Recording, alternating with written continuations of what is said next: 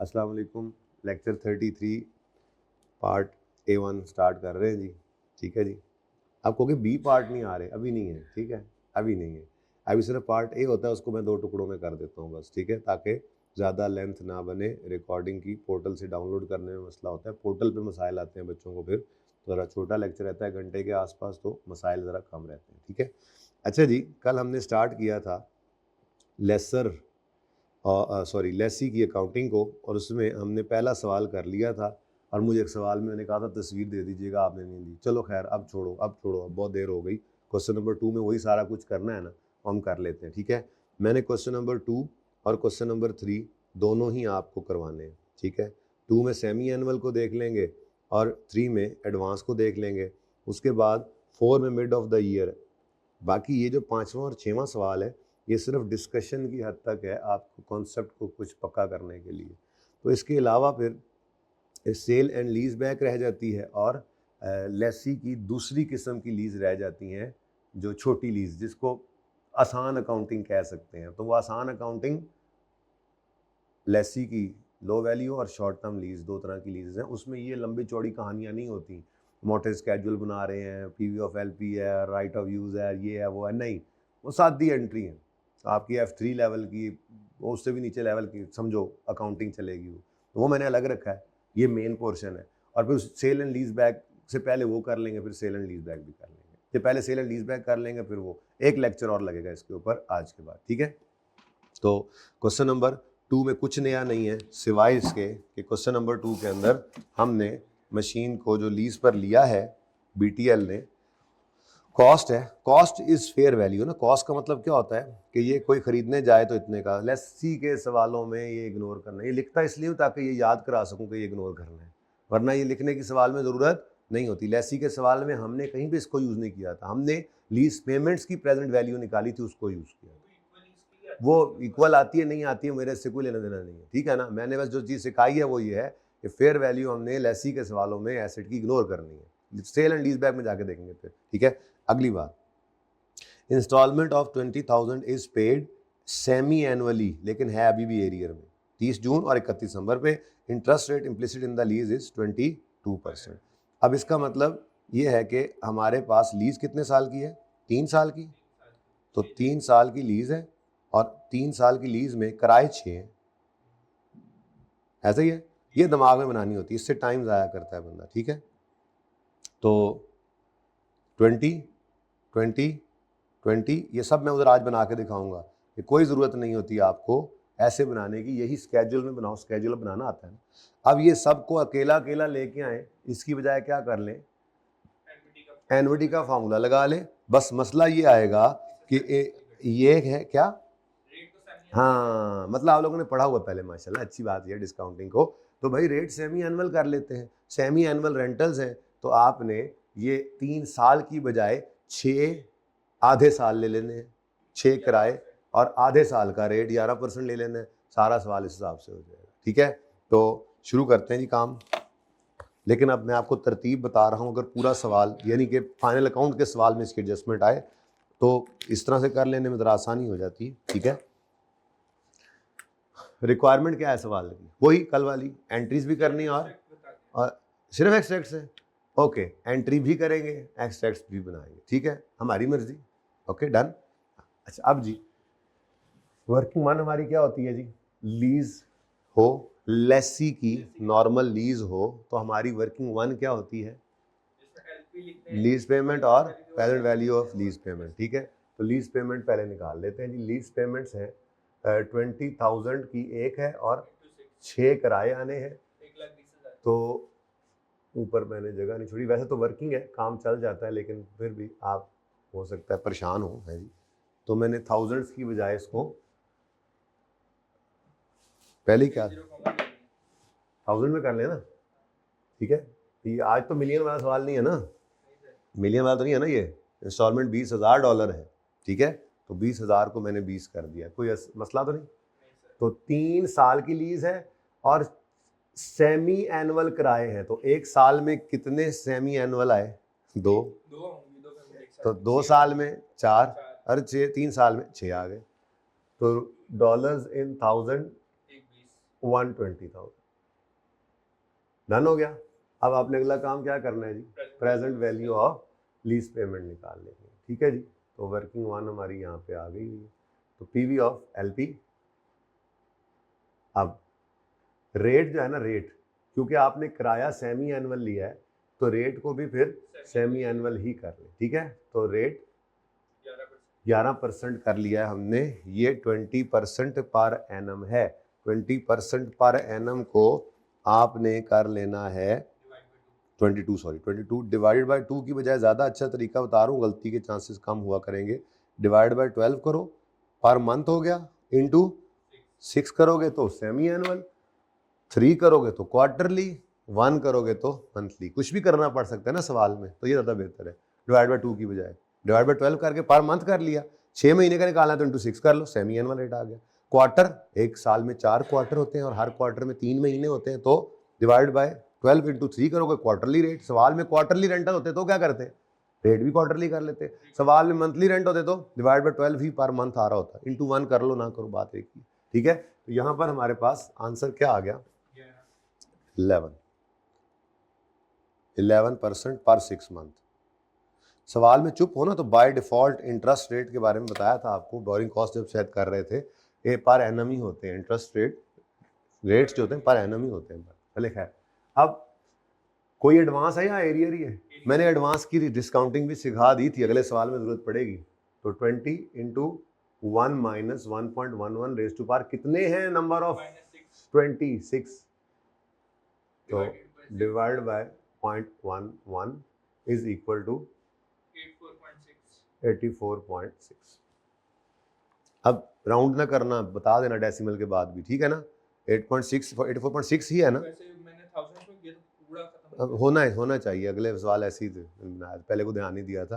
पहला सवाल असल में बस ठीक है, उसमें भी राउंड ना करते तो या 1000 पूरा ले लेते तो हो जाना था। एनीवेज मैंने वो अच्छा है, वो भी आ गया, वही पता होना चाहिए कि राउंडिंग का डिफरेंस एंड पे है तो उसको छोड़ देना है, वो कोई गलती नहीं है, वो कोई गलती नहीं है। वो कहीं पे आपने रेट किया होता है या फिर कहीं पे आपने अमाउंट को किया होता है। असल में तो रेट जो इम्प्लिसिट रेट होता है ना जी, असल में उसका मसला होता है। ठीक है, हाँ, वो आपने राउंड नहीं किया होता। अब 84.6 आ गया। उसके बाद वर्किंग 2 हम किया करते हैं। वर्किंग 2 हमारा क्या होगा जी, हाँ बस वो, अब मैंने पहली बार नाम लिख दिया था, बस अब वो नाम दोबारा नहीं लिखूंगा अब मैं, ये आपकी शक्ल बस याद रखनी है। इसका नाम क्या है, बोला करेंगे इसको, डेट। ये क्या है, लीज अमोर्टाइजेशन, लीज लाइबिलिटी का अमोर्टाइजेशन स्केड्यूल, लीज लायबिलिटी का। ठीक है, तो डेट, ये सिर्फ लीज लाइबिलिटी, ये सिर्फ लीज लाइबिलिटी, ये एसेट की बात नहीं हो रही। वो अलग बात है कि हमारे बेसिक से सवाल है और आपकी बेसिक से IFRS 16 है, इसके अंदर उसने ज़्यादा लड़ाइयाँ झगड़े कराए ही नहीं है, लेकिन मैंने आपको तैयार कर लिया था लड़ाई झगड़े। राइट ऑफ यूज़ के अंदर जो मैक्सिमम 3 चीज़ें आ सकती हैं, एक और भी आ सकती है। राइट ऑफ यूज़ को जब थियोरेटिकली डेफिनेशन पढ़ूंगा, अगर वो आपकी किताब में लिखी होगी तो मैं बता दूंगा, वरना नहीं। वरना मशहूर ज़माना यही 3 चीज़ें हैं, IDC आ गया, PV ऑफ डिसमेंटलिंग आ गया, इधर ले आए जी, और इंस्टॉलेशन कॉस्ट आ गया। ठीक है, अच्छा चले, अब स्केड्यूल बनाना है। स्टार्टिंग पॉइंट इसका होना है PV ऑफ LP, तो PV ऑफ LP से स्टार्ट करके, लेकिन पहले हमने क्या कर लेना है, डेट डालनी है और सारी इंस्टॉलमेंट्स लिख लेंगे। ठीक है, हाँ, अगर मोबाइल जलाएं तो बोर्ड नजर नहीं आएगा। हाँ भी, कैमरे में नजर आएगा, देखें जरा, ट्राई करें। नजर आ रहा है बोर्ड कैमरे में, बिल्कुल सही नजर आ रहा है। ब्राइटनेस बढ़ा दी है भाई ने। ठीक है, डेट, इंस्टॉलमेंट्स, प्रिंसिपल, इंटरेस्ट, लंबा हो गया, प्रिंसिपल, इंटरेस्ट और बैलेंस। अब स्टार्टिंग पॉइंट हमेशा क्या होता है जी, PV ऑफ LP। आपके लेसर के मॉडर्न स्केड्यूल का स्टार्टिंग पॉइंट हमेशा क्या होगा, PV ऑफ LP। तो लिखो यहाँ पर 84.6। उसके बाद कमेंसमेंट डेट लिखो, किस दिन लीज स्टार्ट हो रही है, 1 जनवरी 2012। ठीक है जी, अब उसके बाद आपने क्या करना है, अगला काम क्या करना है, घर पे ट्राई किया था, कम से कम ये सवाल दोबारा करना था, ये किया था दोबारा। चलो ये सवाल कम से कम दोबारा करना था। क्लास वर्क असूल रखो, क्लास वर्क लाजमी एक बार दोबारा कर लिया करो, ठीक है। अच्छा अब 6 महीने बाद किराए और एरियर में है, तो पहला किराया 30 जून 12, फिर 31 दिसंबर 12, फिर 30 जून 13, फिर 31 दिसंबर 13, और उसके बाद 14 वाला साल 30 जून 14। भाई ये पहले 2 सवाल थे जिंदगी के, इसलिए मैंने पूरे पूरे स्केड्यूल बनाए, वरना सवाल की रिक्वायरमेंट के हिसाब से आपने देखना है। हाँ अच्छा किया आपने, तीसरे में 2 का ही बनाना था, एक से भी काम चलेगा, अपने सवाल के हिसाब से देखेंगे। MCQ हो 2 नंबर का और उसके ऊपर आपको उसने कहा हो मिसाल के तौर पे कि आप जो है वो इस साल का एक्सपेंस निकाल दें, इंटरेस्ट एक्सपेंस, P&L में क्या जाना है, तो आप सारा लेजर स्केड्यूल बनाएंगे? पागल है, नहीं करना, जरूरत के हिसाब से, ठीक है। अच्छा चले, किराए कितने कितने हैं जी? 20 तो 10 रुपये 10 रुपये 10 रुपये, आने जाओ थे आने जाओ। पिक्चर भी आ गई है, पिक्चर को मैं अब क्या करूं, हम उससे आगे चले गए। ले जी, अब 84.6 पे 11% लगाओ। 93.07 है। 84.6 पे 11% लगाएं जी सर, 93 है। कैसे हो सकता है सर? मैंने 1000 में किया है ना, फिर ये होगा, ये भी 1000 होगा, ये भी 1000 होगा, फिर ये भी 1000 में। ओके, 30 बेटा कैलकुलेटर निकालो। 9.37 नहीं दोबारा करो, मुझे आप वाले पे कोई एतबार नहीं है अब रहा, उसने अपना एतबार खो दिया है। पहली क्लास याद है ना तुम्हें? 9.3 और यहाँ पे आ गया 10.7। अब 6 कैसे? सर 1000 में कर लें, साउंड राउंडिंग बेटा 1000 में ही है, नहीं 1000 को बनाने मैंने नहीं बनाना है, आप कैलकुलेटर यूज करें, कोई बात नहीं है। एक देखो, आप जब भी 1000 में मिलियन में जाते हो तो एक डेसिमल यूज कर लिया करो। अब नीचे जाके मिसाल के तौर पे कोई फिगर आ जाए, लेट्स से 0.3, तो मैं क्या करूंगा, राउंड डाउन करके 0 करूंगा। मैं इसलिए डर गया था थोड़ा, बाकी अब मैं लिख रहा हूँ तो अब लिख लो, एक डेसिमल यूज कर लो जी। 73.9। ओके, अब इस पे लगाओ 11%। 73.9 का 11% 8.1। बेटा आप चेक करते रहना, ये अपना सोल्यूशन भी देख रहा है। उसके बाद 11.9 ही करना है, ठीक है।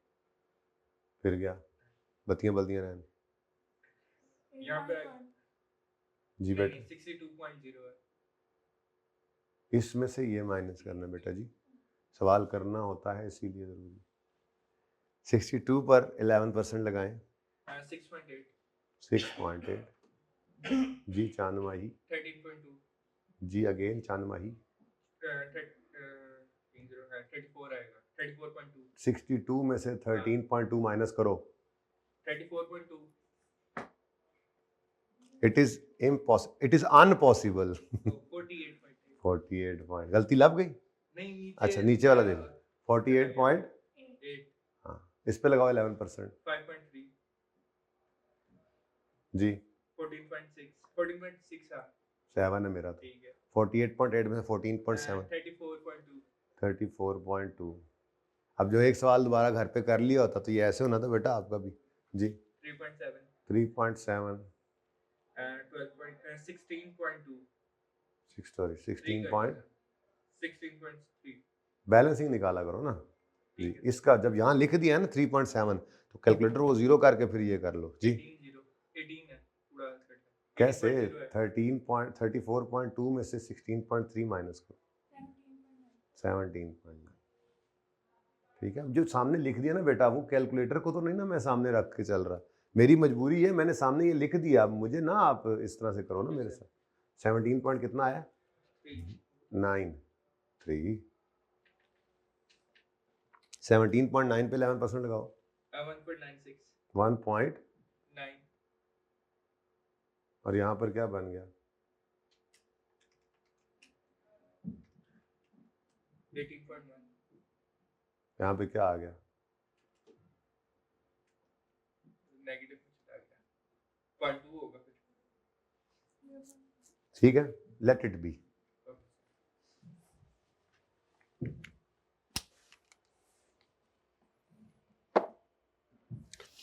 और अगर आप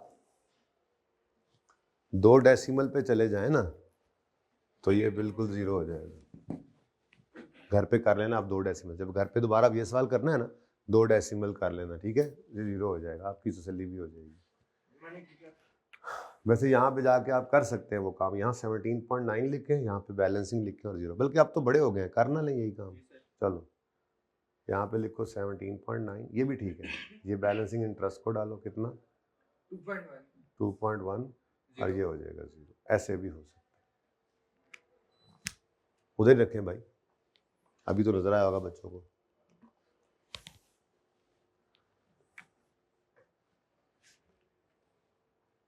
ठीक है, चलिए अच्छा वापस उधर ही आए। क्या किया था, जैसे वो लिखा था, ये ऑप्शन है जी, कितना था जरा दोबारा बोलें, सॉरी। 11%।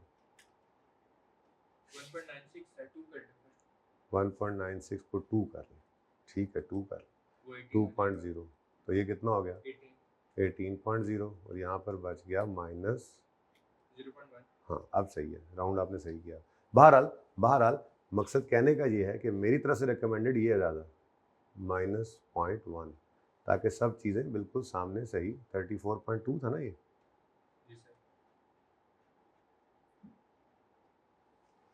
ठीक है ना, जो सामने है वो है। अब जनरल एंट्रीज कर लें जो रिक्वायर्ड नहीं है। क्वेश्चन नंबर कौन सा चल रहा है हमारा, 2, नाम है इसका BTL। जनरल एंट्रीज हम कर लेते हैं जी। फॉर द ईयर एंडेड, पहला साल हमारा एंड हो रहा है 31 दिसंबर 2012।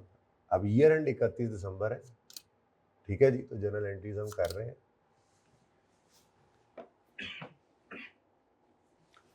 तो यकम जनवरी 12 पर आपने एसेट लीज पर लिया, क्या एंट्री करेंगे, right off use debit, lease liability credit. ये यहाँ से कहानी शुरू हुई 84.6, राइट ऑफ यूज डेबिट। हाँ लेकिन राइट ऑफ यूज जो है कितने से, 84.6। ये डेबिट होगा, इसकी अपनी कॉस्ट है। मैंने तो फिलहाल सिर्फ लीज लायबिलिटी के बारे में ये रूल बताया आपको कि इसको हमेशा किस पे रखना है आपने, PV ऑफ LP पे, बस ये याद रखना है 84.6। क्योंकि कल मैंने आपको बता दिया है राइट ऑफ यूज में आपके सवालों में नॉर्मली बस यही होगा, ये भी देखने में आया है कि आपके सवालों में normally PV of LP he right off use में होगी। लेकिन अगर कोई और चीज आ जाती है सवाल में, जैसे IDC है, इंस्टॉलेशन है, डिसमेंटलिंग की प्रोविजन है, तो राइट ऑफ यूज ने बढ़ जाना है, लीज लायबिलिटी ने नहीं बढ़ना उस वजह से। असल में बात समझिए, लीज लायबिलिटी क्या है, लीज लायबिलिटी है जो लेसी ने लेसर को पे करना है। प्रोविजन फॉर डिसमेंटलिंग जो आप बना रहे हैं वो तो एंड पे आपने मजदूरों को पे करना है। IDC जो आप यहाँ पर ऐड कर रहे हैं राइट ऑफ यूज, वो तो आपने वकील को पे करनी है, जो ज़रूरी खर्चे के वकील साथ ले गए थे। इंस्टॉलेशन जो है वो आपने अपने मजदूरों को पे करनी है। लेसर को जो लेसी ने पे करना है, लीज लायबिलिटी में सिर्फ वो आ सकता है। इसलिए याद रखना, अगर कभी आ जाए IDC, नहीं है मैं लिख रहा हूँ, नहीं है पर मैं लिख रहा हूँ, आपने IDC इनिशियल डायरेक्ट कॉस्ट पे की। इनिशियल डायरेक्ट कॉस्ट क्या है, बेसिकली नहीं, इनिशियल डायरेक्ट कॉस्ट क्या है, सुन लो मेरी भी सुन लो, इसको कहते हैं इंक्रीमेंटल कॉस्ट। मतलब लीज ना होती, ये कॉस्ट ना होती। मिसाल के तौर पे आपको बैंक ने कहा लीज पे लेना है एसेट, तो कुछ सिक्योरिटी चाहिए हमें, कलेक्ट्रल चाहिए हमें, वो उसके लिए कुछ है। आपने कहा हाँ गांव में वालदा दादी अम्मा का कुछ जेवर पड़ा है, हम वो एज अ सिक्योरिटी रखा सकते। अब आप गए जाके उसको उठाकर लाए, उसके ऊपर आते जाते हुए खर्चा हुआ। अब ये भी क्या है, ये इसी वजह से है कि लीज है IDC। ऐसे ही कोई कमीशन है, ऐसे ही वकील को साथ ले गए, भाई मुझे नहीं पता इन टर्म्स वगैरह का, आओ ज़रा मेरे साथ, उसने कहा मैं फीस लूँगा, IDC। एसेट को इंस्टॉल करना है या डिसमेंटल करना है ये अलग चीज़ है। उसके अलावा जितनी इंक्रीमेंटल कॉस्ट्स हैं लीज की, वो सारी IDC है। तो मैं ये तीनों एंट्रीज करने लगा हूँ, हालांकि तीनों इस सवाल में नहीं है, पर आपके सवाल में आ ना जाए। अगर IDC है तो उसकी एंट्री इसी दिन, जिस दिन उसी दिन होती है नॉर्मली, ठीक है। लेट्स से मैं कहता हूँ IDC भी मेरी थी, तो यकम जनवरी 12 पे अगर IDC होती तो मैं उसकी एंट्री करता of course right off use debit और कैश क्रेडिट। ऐसे तो नहीं लिख सकता मैं मेरे दोस्त, तुम जैसे कर रहे हो शक्लें आज जी। Write off use debit, cash या बैंक क्रेडिट। दोबारा लिख दूं, ऑनलाइन वालों को नजर ही ना आए शायद। राइट ऑफ यूज डेबिट और कैश या बैंक क्रेडिट, लेकिन ये आपकी निशानी के लिए मैंने यहाँ लिख दिया, ये क्या है, आईडीसी। पर मेरे सवाल में नहीं है, मैंने सिर्फ आपकी तैयारी कराई है, ठीक है। उसके बाद मसलन आपने वकील को ये पैसे दे दिए। अब अगर सवाल में आ जाएगा कोई आईडीसी है, आईडीसी क्या है, स्टार लगा के लिख लो, वकील को पैसे दिए वगैरह। अगर फिर आपकी किताब के अंदर इसकी तफसीली डिस्कशन करेगा या किसी सवाल में भी होगा तो मैं आईडीसी की स्टैंडर्ड वाली डेफिनेशन भी आपको बता दूंगा कि उसमें क्या कुछ आ सकता है। वैसे तो स्टैंडर्ड की डेफिनेशन है इंक्रीमेंटल कॉस्ट, लीज की वजह से पड़ने वाली कॉस्ट। आसान अल्फाज में, ये ना होती, लीज ना होती तो ये कॉस्ट ना होती, सादा असूल है। लीज ना होती, बल्कि आप इसका स्टार लगा क्या लिखोगे अपने पास नोट्स में, लीज ना होती ये कॉस्ट ना होती। अब जो भी ऐसी कॉस्ट है इंस्टॉलेशन और डिसमेंटलिंग के अलावा वाली, वो इसमें आ जाएंगी। तो मसलन आपने एग्जांपल में लिखा, लॉयर साथ ले गए थे, लीगल कॉस्ट कर ली। सिक्योरिटी को अरेंज करना था तो कोलैटरल अरेंज करने के लिए कोई कॉस्ट पड़ गई। इवन स्टैंडर्ड तो ये लिखा हुआ है अगले लेसी से एसेट छुड़ाने के लिए कोई पैसे देने पड़ गए। चलो छोड़ो, बात बढ़ जाएगी, ऐसे है ही नहीं आपके, बस आईडीसी अगर आ जाए तो क्या है, इंक्रीमेंटल कॉस्ट, लीज की वजह से पड़ने वाली कॉस्ट, लेकिन वो इंस्टॉलेशन और डिसमेंटलिंग नहीं है, उसको आईडीसी कहते हैं। उसके अलावा वो दोनों वैसे ही ऐड होती हैं। अगर आपने कोई इंस्टॉलेशन पे की है, इसी दिन ही इंस्टॉल हो गया है, अच्छा ये आगे पीछे भी हो सकता है, तो जब तक आगे पीछे हो तो फिर राइट ऑफ यूज तो जितने साल के लिए उतने साल के लिए है ना, ये जहन में रखना। ये कोई हमारा पीपीई नहीं है कि ये जब इंस्टॉल होगा तो उससे आगे 12 साल चलेगा, 10 साल चलेगा, 5 साल चलेगा, 3 साल चलेगा।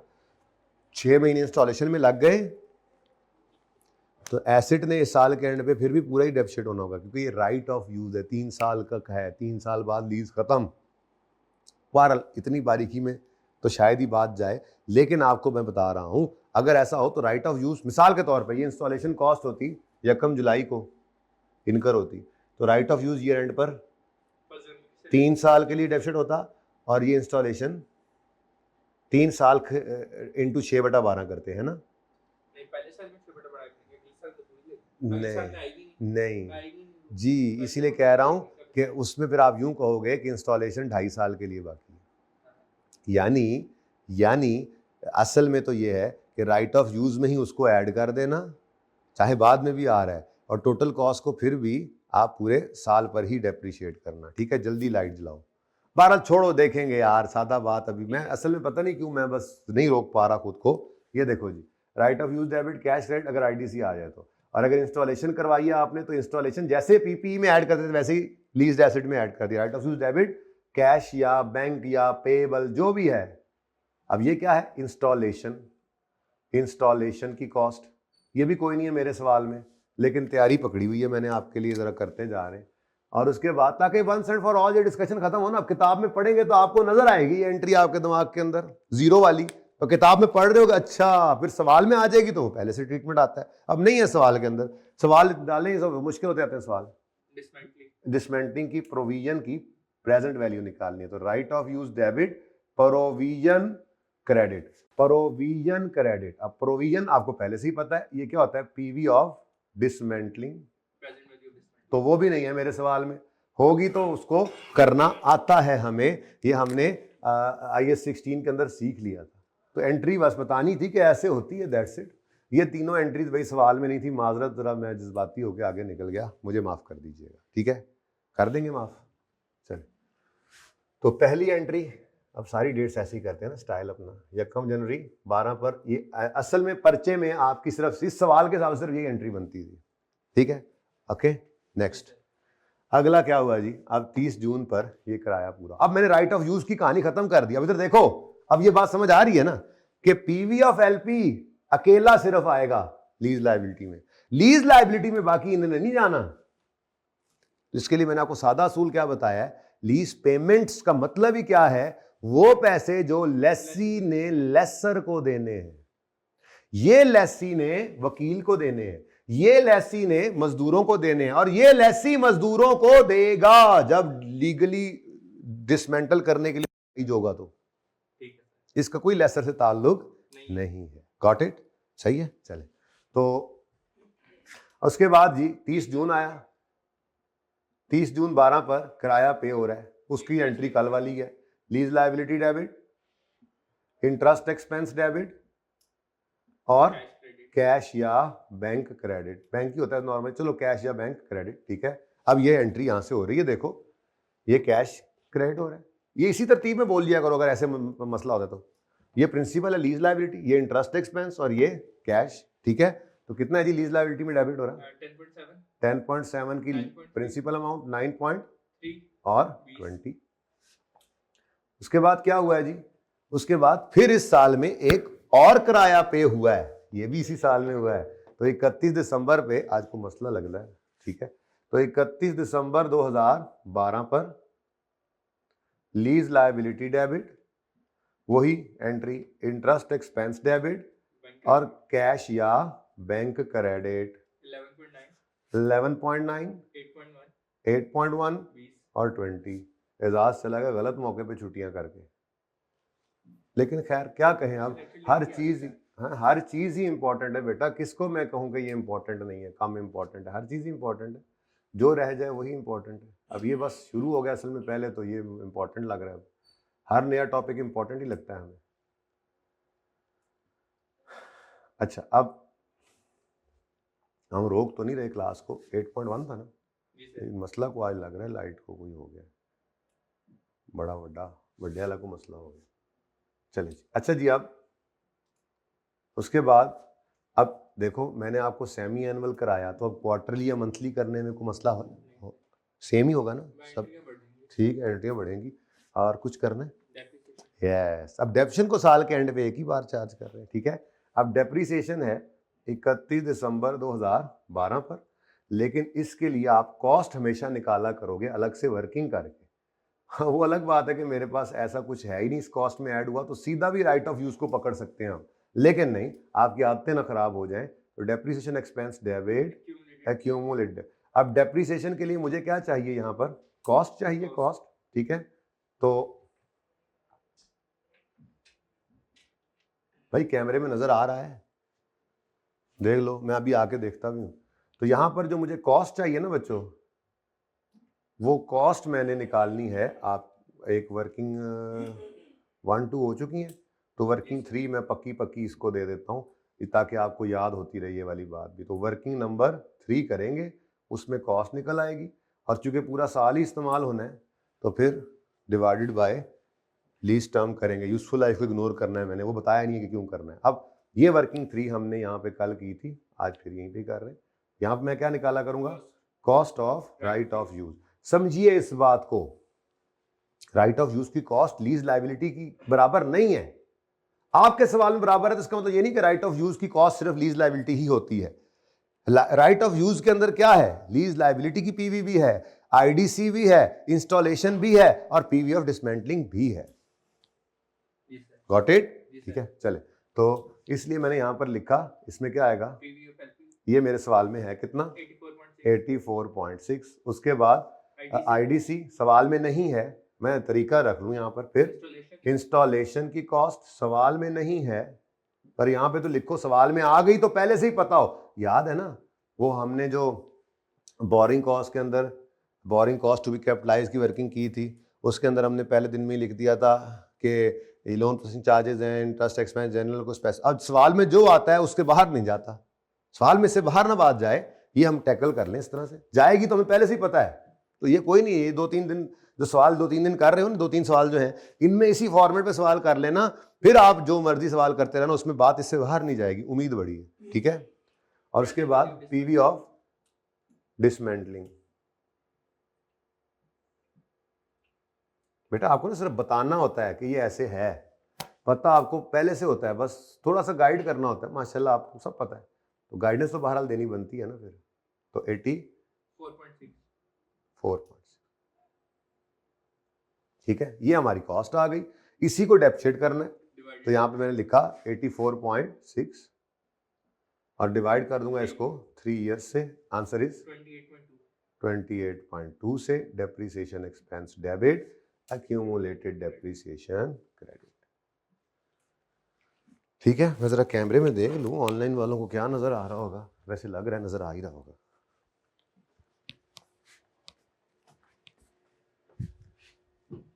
हाँ यार सही नज़र आ रहा है, बस जब लाइट बढ़ जाती है ना उस वक्त फिर ब्राइटनेस ज़्यादा हो जाती है ना। अच्छा जी, अब दूसरे साल के एंट्रीज करने की कोई ज़रूरत है? चलो फिर भी मैं ना कर देता हूँ, फिर मैं मिटा ही दूंगा, खैर है।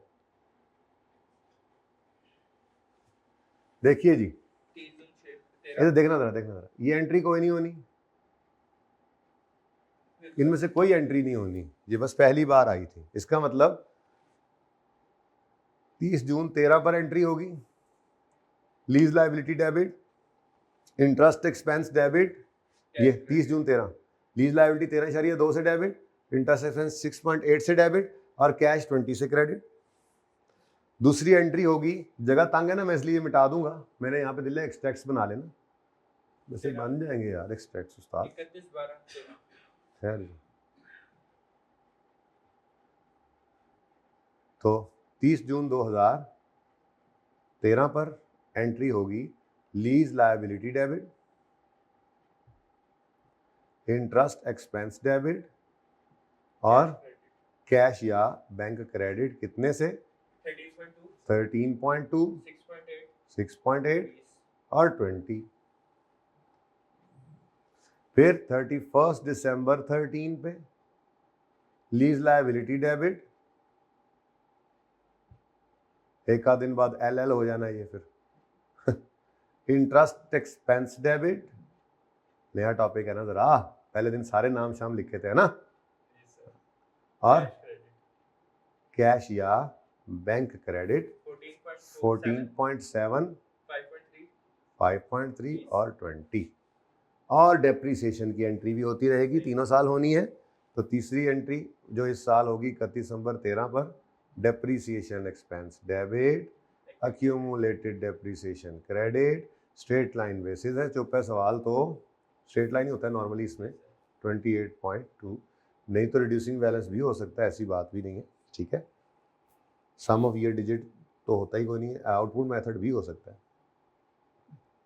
ठीक है। तो ये जनाब आपकी एंट्रीज है, लेकिन अब दिल बड़ा कर रहा है कि एंट्रीज मिटा दूं, लेकिन फिर आपकी तस्वीर ख़राब हो जानी है जो आपने लेनी है, क्योंकि आपने नोट तो किया कोई नहीं।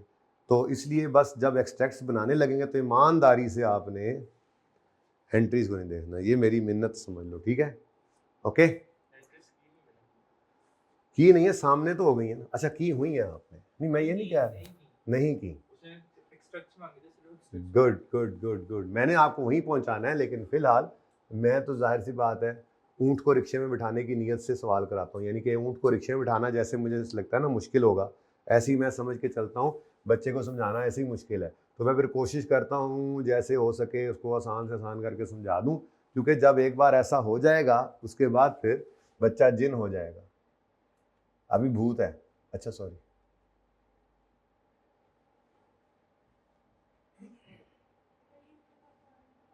जी बेटा जी, हाँ सॉरी, देखो मिसाल के तौर पे यहाँ पर आ जाता 1 जून या जुलाई, अब मुझे बताओ ये राइट ऑफ यूज़ है, IDC है, ये इंस्टॉलेशन है, तो इन्होंने फ़ायदा कितने अरसे के लिए देना है? ये तो पहले दिन ही रिकॉर्ड होगा ना जिस दिन हम लेकर आए हैं, इसको तो छोड़ दो। ये इंस्टॉलेशन है, IDC पहले दिन होगा। मसला इस इंस्टॉलेशन का आ सकता है कि इंस्टॉलेशन होते होते 6 महीने लगे, 6 महीने बाद हमने पैसे दिए, तो क्या करें? क्या करें? राइट ऑफ यूज़ ने 3 साल, हालांकि एक्चुअली हम इस्तेमाल 2.5 साल करेंगे, लेकिन इसमें भी हम इस साल पूरा साल इसको डेप्सिट करेंगे, क्योंकि हमें ये एसिड कितने साल के लिए मिला है? 3 साल के लिए, ठीक है। 3 साल के लिए करेंगे तो फिर इस कॉस्ट में फ़ायदा 3 साल के लिए देना है, इसीलिए मैंने टेंशन ही मुका दी है आपकी, राइट ऑफ यूज़ की कॉस्ट पकड़ो, बस जितने अरसे राइट ऑफ यूज़ है उतने अरसे पे डेप्सिट कर दो। अभी यूजफुल लाइफ तो ली नहीं, यूजफुल लाइफ कब लेनी है वही बता देता हूँ, तब भी आपको समझ आ जाएगी। अल्टीमेटली जो डेप्रीसिएशन के लिए रूल होगा, IDC मैंने अलग से ट्रीट ही नहीं किया, अलग तो तब होता जब यहाँ पर IDC इंस्टॉलेशन या पीरियड डिसमेंटलिंग को कहीं और फेंका होता, जब मैंने इसको फेंक ही कहाँ दिया है? राइट ऑफ यूज में, तो बस ये अब एक ही है, एक बन गया तो डेप्शन भी एक ही। अब समझ आई? अच्छा जी, एक्सट्रैक्ट्स अगर बनाए तो BTL की स्टेटमेंट ऑफ कंप्रीहेंसिव इनकम में हम PNL, मैंने दोनों बनाने हैं, तुम जो मर्जी करते रहो, तुम्हारी बातों में आज नहीं आने वाला, मैंने सब कुछ ही बताना है भाई, P&L के अंदर सिर्फ आ रहा है, OCI में कुछ नहीं आ रहा, ठीक है भाई, मेरी बुनियाद है, नहीं छेड़ सकता मैं, ठीक है। उसके बाद P&L में क्या क्या आ सकता है जी, उधर क्यों देख रहे हो, इधर देखो, इंटरेस्ट, यहीं से तो सीखना है, इंटरेस्ट एक्सपेंस और डेप्रिसिएशन। तो पहले इंटरेस्ट एक्सपेंस ढूंढिए, डेप्शन, मेरे ख्याल में ये ज़्यादा आसान है, आसान नंबर पेपर में पहले लेते होते हैं हम, ऐसे ही है ना। तो डेप्रिसिएशन एक्सपेंस निकालना है। अब मेरे पास कॉस्ट अवेलेबल है कितनी, 84.6, मैंने कहा जी वर्किंग नंबर 3 से मैंने निकाल लिया, ये डिवाइड किया है मैंने इसको 3 ईयर्स से, ठीक है जी। अब इसमें चाहे इंस्टॉलेशन बाद में हुई होती है, हमने तो जाहिर सी बात है 3 साल बाद उसको फारिग कर देना। ये तो है नहीं कि 3 साल बाद एसेट खत्म लेकिन उसकी इंस्टॉलेशन फिर भी फ़ायदा दे रही होगी, सिर्फ इंस्टॉलेशन हुई पड़ी है, ऐसे नहीं ना होता। तो इसका पार्ट बन गया लाइक अपग्रेड, तो बस जितनी लाइफ बाकी है वही उसकी भी है। मसला तब आता अगर इंस्टॉलेशन अगले साल आती, चलो छोड़ो अब इस बात को, तब भी कोई मसला नहीं आना 28.2 जी, 28.2, लेकिन 2 साल के लिए मैं बनाऊंगा एक्सट्रैक्ट्स, कौन कौन से जी, 12 और 13, मेरा और 13 जी, कितना 28.2, ठीक है जी। उसके बाद इंटरेस्ट एक्सपेंस की बारी आती है। इंटरेस्ट एक्सपेंस हमें वर्किंग से मिलेगा। मैंने जो लाइन वाला काम किया था वो सिर्फ किस लिए किया था, सिर्फ किस लिए किया था, बैलेंस शीट में lease liability current non current show करने के लिए, ठीक है ना। अब आपको अगर वो कह दे पर्चे में कि लीज लायबिलिटी बैलेंस शीट में कैसे नजर आएगी, नॉन करंट में या करंट में, तो आपने सिर्फ मिसाल के तौर पे उसने कहा है 31 नंबर 12 पे, तो आपने सिर्फ इतना काम करके यहाँ, इससे अगला लाजमी एक करना पड़ेगा, इतना काम करके आपने इधर लाइन लगाई, आपने कहना है जी ये करंट में आ गया। देखो सालाना हो ना, सालाना तस्वीर अब आ गई, कहोगे तो मैं ओपन कर लूंगा, सालाना होगा तो अपने साल की आखिरी पेमेंट की जो लाइन लगाएंगे तो आगे भी 1 साल ही पड़ा होगा।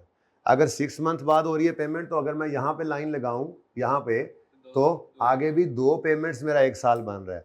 क्वार्टरली होगा तो अपने साल की आखिरी पेमेंट की लाइन लगाऊंगा, उसके आगे 4 चीजें होंगी जो मेरी 1 साल में पड़ रही हैं, बस लाइन हमें सेव करके चलेगी। तो यहाँ से करंट और नॉन करंट अलग करते हैं, वो जब देखेंगे तब देखेंगे। फिलहाल इंटरेस्ट एक्सपेंस के लिए कोई लाइन नहीं लगाते, इंटरेस्ट एक्सपेंस के लिए फिंगर थंब अप्रोच मेरे अपने कुली है, फिंगर थंब अप्रोच।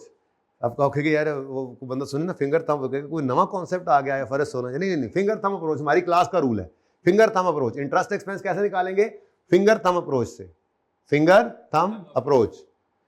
12 का इंटरेस्ट चाहिए, ये कल इतना सा 12 था, यकम जनवरी 11 से 12 से 31 में 12 इधर ही आ जाता था, आज ये पड़ा है। तो यकम जनवरी 12 से 31 नवंबर 12 तक फिंगर थंब अप्रोच ने बताया कि हमारा 1 साल का इंटरेस्ट बनता है। ये सिखाना, तुम कह रहे हो सिर्फ बैलेंस शीट मांगी हो, भाई मैं जो कह रहा हूं वो मांगा हुआ है, लिख लो उसके ऊपर सवाल के ऊपर, ठीक है। फिंगर थंब अप्रोच ने क्या बताया, यकम जनवरी 12 से 31 दिसंबर 12 तक 1 साल जो बनता है, इस साल का इंटरेस्ट जो है वो इधर 2 टुकड़ों में पड़ा हुआ है, हमने एक कर दिया उसको अब, ठीक है। फिंगर थंब अप्रोच ने बताया कि इंटरेस्ट एक्सपेंस जो है ना जी, इंटरेस्ट एक्सपेंस वो आपका है 9.3 प्लस 8.1, ठीक है जी। कितना बना, 17.4, ठीक है।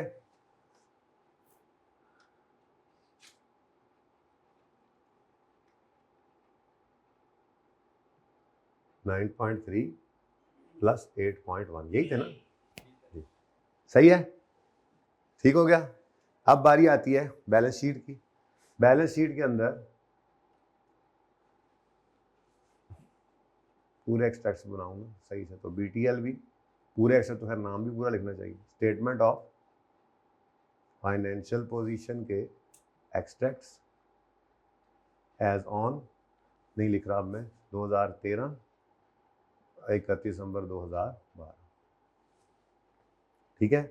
अब बैलेंस शीट में क्या जाना है, अब ये बार बार रिवाइज किया करो, लेसी की नॉर्मल लीज, तो P&L में जाएगा इंटरेस्ट और डेप्रिसिएशन, बैलेंस शीट में जाएगा राइट ऑफ यूज और lease liability, lease liability. Interest payable अभी अगले सवाल में जाएगा, अगर एडवांस का सवाल होगा, या आपका ईयर एंड और लीज का ईयर एंड डिफरेंट होगा तब जाएगा, ठीक है। खैर, तो नॉन करंट एसेट्स में राइट ऑफ यूज नजर आना है। अब right off use book value पर दिखना चाहिए, बुक वैल्यू मतलब कॉस्ट माइनस, हाँ अब कॉस्ट सवाल में निकल चुकी हुई है 84.6, 84.6 वर्किंग नंबर 3 से हमने लिया। देखो ना अब इसमें जो चीज़ आएगी पक्की पक्की हर जगह ऐड हो सकती है, तो इसलिए वर्किंग करवा दी। और ये जबानी करना, बस दिमाग में रखना है इसको आपने, ठीक है। माइनस 28.2, ठीक है। 56.4, ओहो, पहले लिख दिया, चलो खैर 56.4। Next is non current liabilities में लीज लाइबिलिटी नजर आनी है, लेकिन उसने टूट के नजर आना है। लीज लाइबिलिटी आपकी नॉन करंट में भी नजर आएगी और उसका करंट पोर्शन करंट लाइबिलिटीज में भी नजर आएगा। Current portion of lease liability. अब इस काम के लिए मुझे सिर्फ क्या चाहिए, लाइन। तो मैं अपने साल की आखिरी पेमेंट के नीचे लाइन लगाऊंगा। साल की तो ये भी है, पर मेरे ही साल में ये भी है, तो ये मैंने लफ्ज़ बोला था ना, अपने साल की आखिरी पेमेंट के। अब क्वार्टरली है तो चौथे क्वार्टर वाली पेमेंट, मंथली है तो आखिरी मंथ के नीचे, ठीक है। तो अपने साल की आखिरी पेमेंट के नीचे हमने क्या कर दिया, लाइन लगा दी।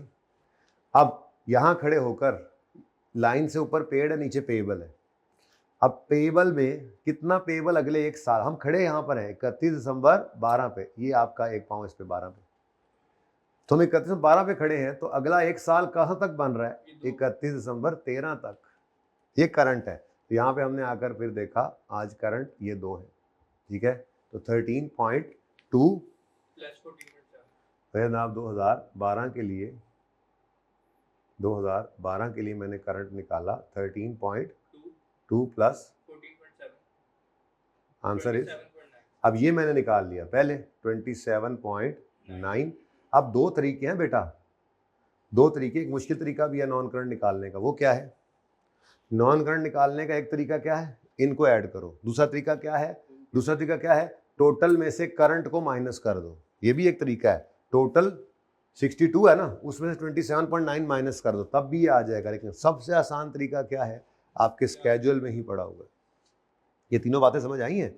यहाँ पर मैं क्या कर दूं, जो बचे हैं नॉन करंट में, जो करंट में नहीं है वो ऐड कर दूं, तब भी नॉन करंट, दोनों को ऐड करो, क्या आता है 16.3।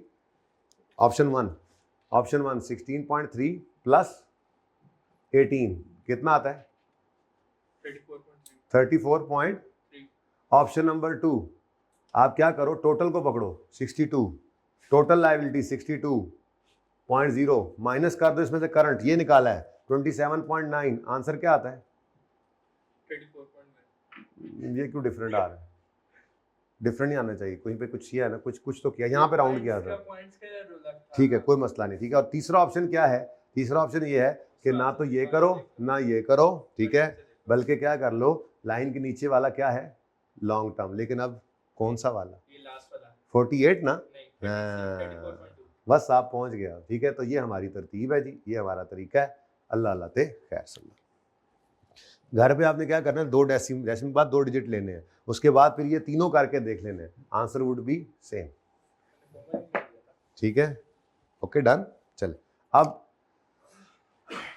करंट ऐड करना पड़ा, क्योंकि 2 थे, क्वार्टर होगा तो 4 होंगे, ऐड करना पड़ेगा, ये करना पड़ेगा। लेकिन चाहे 30 साल की लीज है, नॉन करंट के फिर टेंशन नहीं है। फिर बाकी क्या है, सारा नॉन करंट 34.2। पक्का हो रहा है कुछ कुछ। अगली बात, अगला साल आया, अगले साल में डेप्रिसिएशन एक्सपेंस तो आ गया सेम 28.2, और इंटरेस्ट के लिए फिंगर थंब अप्रोच बोला करो, अच्छा हाँ, कोई लाइन शाइन नहीं लगानी हमने। ये सिर्फ हमें किस लिए ज़रूरत पड़ी थी, ये सिर्फ हमें लीज लायबिलिटी के लिए पड़ी थी। आपको क्या, हम पर्चे में क्या करें, लाइन तो लगी होगी भाई, लगी रहने देना, कुछ नहीं होता, मत मिटाना, ठीक है। अगली बार में दोबारा लगा देना, मैं तो दोबारा से जरा याद करा रहा हूँ। Finger thumb approach, finger thumb 13 का इंटरेस्ट चाहिए, ये तो 12 चल रहा है, 12 चल रहा है, 12 चल रहा है, 31 में 12, इसके बाद 13 शुरू होना है, 31 में 12 के बाद यकम जनी 13 चल रहा है, 13 रोक दो, finger thumb approach. Finger thumb approach ने बताया यकम जनवरी 13 से 31 दिसंबर 13 तक का इंटरेस्ट ये पड़ा, ये तो पहले हो गया था ना, ये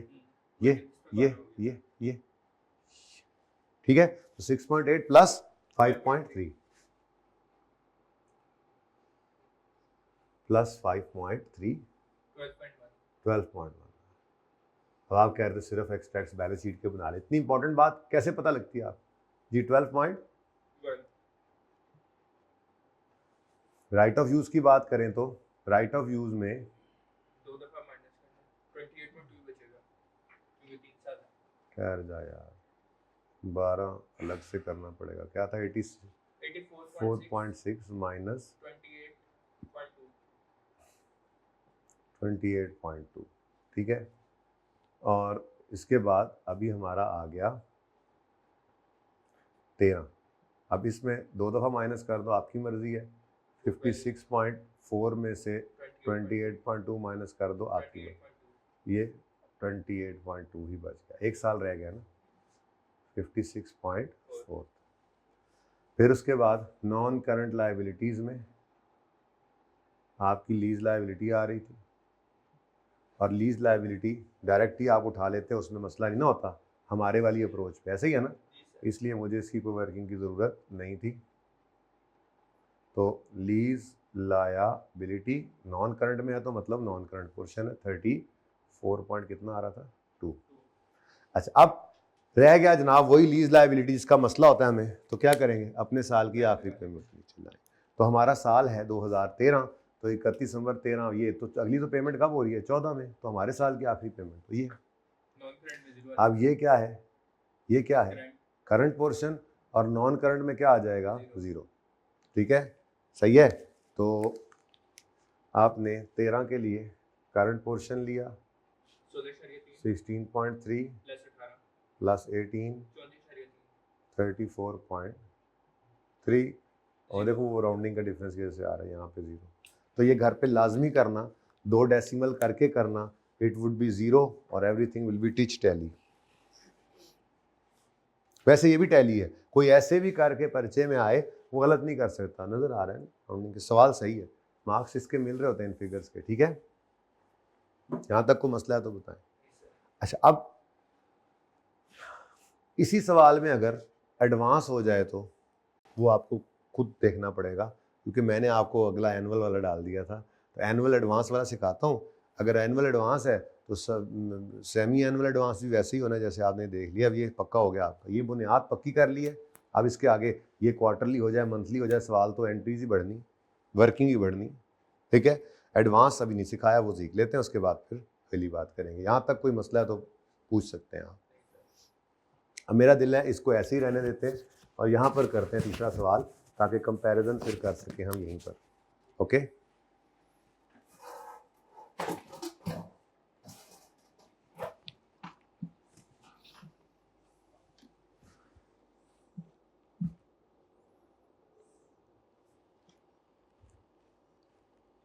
question number 3।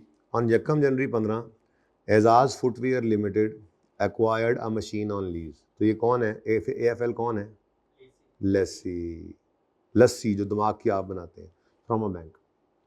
Detail of lease are as follows. Fair value of machine is, अरे फिर तुम आ गई, फेयर वैल्यू को तुमने क्या करना है, ignore. The lease term is 12 years। ये कहीं नहीं भी बराबर हो सकती, इसलिए ऐसे ना कहा करो नहीं तो बराबर ही होती है। बस छोड़ो, आपने फिलहाल क्या करना है, इग्नोर, इसको फोकस करो आप, ठीक है। Lease term is 12 years। उन 10 मैं पूरा सवाल करांगा, एडा में चंगा मैं 12 साल का बनाऊंगा कभी डेटा। ये जान के इसलिए रखा था ताकि आपको बता सकूं कि जितना ज़रूरत है उतनी वर्किंग करेंगे हम, ठीक है। इंस्टॉलमेंट है 10,000 एनुअली, चलो एनुअल इंस्टॉलमेंट्स है, ठीक है, एनुअल इंस्टॉलमेंट्स हैं, लेकिन एनुअली इन एडवांस। तो एडवांस वाला सवाल आ गया। बड़े ध्यान से देखना, इत्मीनान से देखना, ताकि कहानी वंस एंड फॉर ऑल ख़त्म हो। फिर सवाल में जो मर्जी करता रहे, हमारी बुनियाद बनी होनी चाहिए, मसला नहीं होगा इंशाल्लाह। ठीक हो गया। वैसे सवाल शायद वो एरियर का दे आपको, एडवांस वाला ज़रा मुश्किल होता है, शायद ना ही दे तो अच्छी बात है, हम तो तैयार हैं। इम्प्लिसिट रेट कितना है, इम्प्लिसिट कहते हैं छुपा हुआ rate in the lease. General entries करनी है और फाइनेंशियल स्टेटमेंट्स बनानी है। General entries for the year 31 December 13 in the books of AFL होना था, चलो खैर AFL ही काट दो, ऊपर AFL ही है, ठीक है। और इसी साल के एक्सट्रैक्ट्स भी बनाने हैं। चलो जी शुरू होते हैं जी। अब यहाँ पर फिर ये सवाल करना है तो तरतीब वही रख लेते हैं ताकि आमने सामने रहें दोनों। ज़रा यहाँ पे मैं क्वेश्चन नंबर 2 सॉल्व करने लगा, सॉरी 3 है, क्वेश्चन 3। नाम है इसका AFL,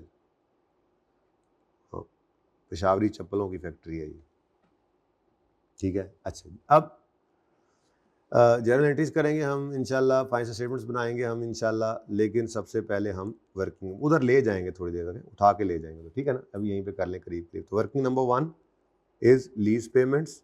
तो लीज पेमेंट्स हैं 10-10 हज़ार रुपये डॉलर हैं, किराया है 10,000 किराया है, और कितने किराए बनेंगे 12 एनुअल किराए हैं, ठीक है।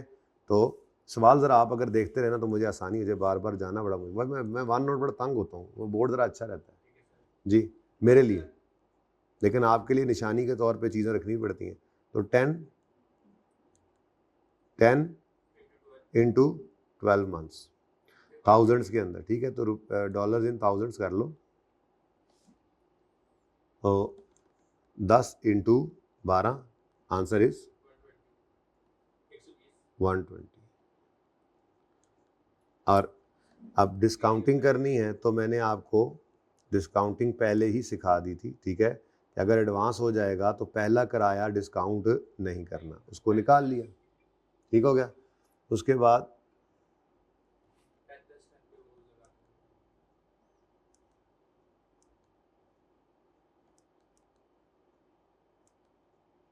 अच्छा 1 माइनस क्या छोड़ी जा रहे हैं इंग्लैंड वाले, 1.1 10% है, रेज टू पावर -11, ठीक है, क्योंकि 12वां किराया तो डिस्काउंट होना नहीं। 0.1 आंसर इज 64.95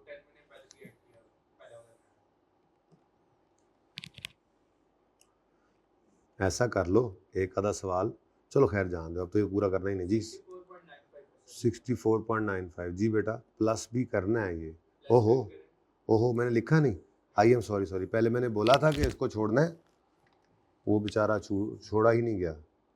10 इंटू 12 जी, ये ज़रा आगे लेके आओ ना बेटा, एक 10 भी तो पड़ा है, उसको अलग ही रखना है। तुमने क्या समझा, ये को कॉन्सेप्ट दिया मैंने, चवल मारी हुई थी मैंने चवल मारी हुई थी, तुम समझ रहे ये कॉन्सेप्ट है, साथ दी चवल में भी कॉन्सेप्ट समझ लिया करो, बाचे को साथ कवर कर देना है, ये मैं तो मजाक कर रहा था, मैं तो कोई मजाक नहीं कर रहा था भाई, गलती हो गई थी मुझसे। ये 10 भी तो पीवी ऑफ एलपी में शामिल करना है, ये क्या लीज पेमेंट नहीं है, पहला किराया है, तो कितना आया 74.95, ठीक है जी। उसके बाद वर्किंग नंबर 2 हम किया करते हैं, अपनी अमोर्टाइजेशन का स्केड्यूल बनाते हैं, लीज की डेट, इंस्टॉलमेंट, प्रिंसिपल, इंटरेस्ट और बैलेंस, ठीक है जी। अब स्टार्टिंग पॉइंट हमेशा इसका क्या होता है जी,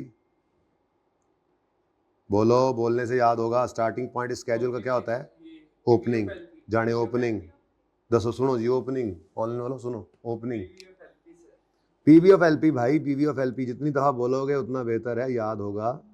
तो 74.95, ठीक है। उसके बाद कमेंसमेंट डेट क्या है जी, मेरा सवाल में देख कर 1 जनवरी 15 था आई थिंक, ठीक है, तो 1 जनवरी 2015 आ गया जी। उसके बाद किराए एनुअल हैं लेकिन एडवांस में है। अब पहली लाइन में धोखा नहीं खाना, ये मैंने आपको पहले दिन बता दिया था, ये हमेशा हमने खाली रखनी, इसके अंदर कुछ नहीं आना चाहिए। उसके बाद आगे आप पहले क्या करो, हाँ 1 जनवरी 15 पे पहला किराया आ जाना है, फिर 1 जनवरी 16 पर, फिर 1 जनवरी 17 पर, फिर 1 जनवरी 18 पर, 19 पर, और पूरे 12 साल ऐसे हो जाने। मैं नहीं कर रहा ये काम, आप घर पे पूरा कर लेना बेशक, आपकी मर्जी, ठीक है। चलो जी, अब वही वाला काम, सबसे पहला काम क्या है, 74.95 पर इंटरेस्ट रेट लगाओ और आंसर बताओ।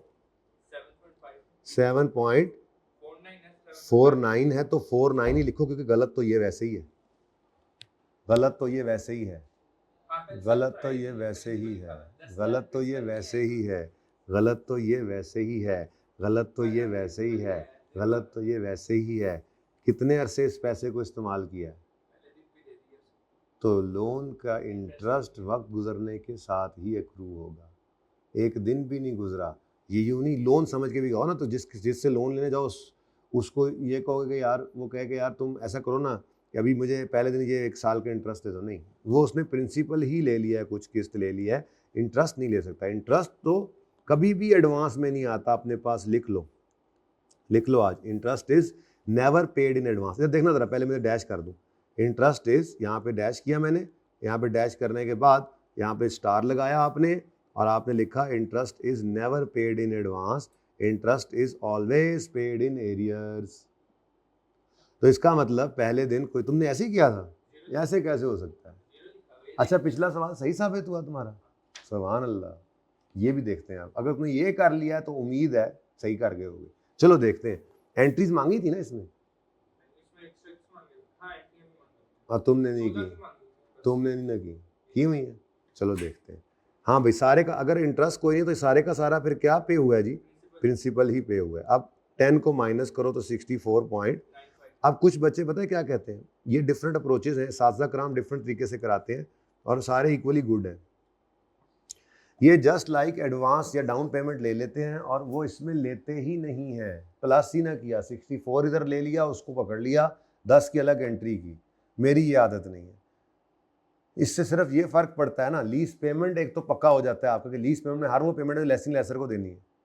डाउन पेमेंट भी होगी तो इसमें आएगा फॉर्मूला में वो। अब होता क्या है, मेरे इस तरतीब पे होता ये है कि मैं पहले ही दिन लीज बुक करते ही पहली किस्त पे कर दूंगा। सो व्हाट यार, जर्नल एंट्री एक इजाफी हुई है ना, पर कॉन्सेप्ट खराब नहीं होगा, जगह जगह पे मसले मसाइल नहीं होंगे। तो दोनों तरतीबें ठीक है। कुछ लोग एडवांस के अलग पेमेंट करते हैं, यहाँ पे लेके 64 आते हैं, बनता ही 64 था उसी दिन, तो देखो ये काम हो गया और आगे इंटरेस्ट है तो इसी पे कैलकुलेट होना है। बट मेरी सेहत पे क्या असर पड़ा इस तरह से करने से? मेरा ज्यादा फायदा होगा कि मेरा lease payment, PV of LP सब कुछ वैसा ही रहा जैसा मैंने आज तक सोचा हुआ था। ठीक है, तो हमने नहीं बदला, हम नहीं बदलते, आदत ही नहीं है। हम बदलने वाले हैं ही नहीं, ठीक है ना। हाँ, हम पक्के रहते हैं, बस जो हो गया बस हो गया। अब निभाना है तो फिर करना है, बस इसी फॉर्मेट के साथ ही निभाना है। जो भी करना है इसी फॉर्मेट के साथ ही करना है, गुजारा करना है। दुनिया है कोई नहीं, सारा कुछ तो यहाँ नहीं ना मिल जाना दुनिया में। तो सब्र करते हैं और फिर अगले साल का इंटरेस्ट बताओ। 6.4950 कर लो अब। 6.495, वो फिर वो 5 ही हो जाना है, 6.5। इधर क्या बच गया? 3.5 और बैलेंस क्या बच गया?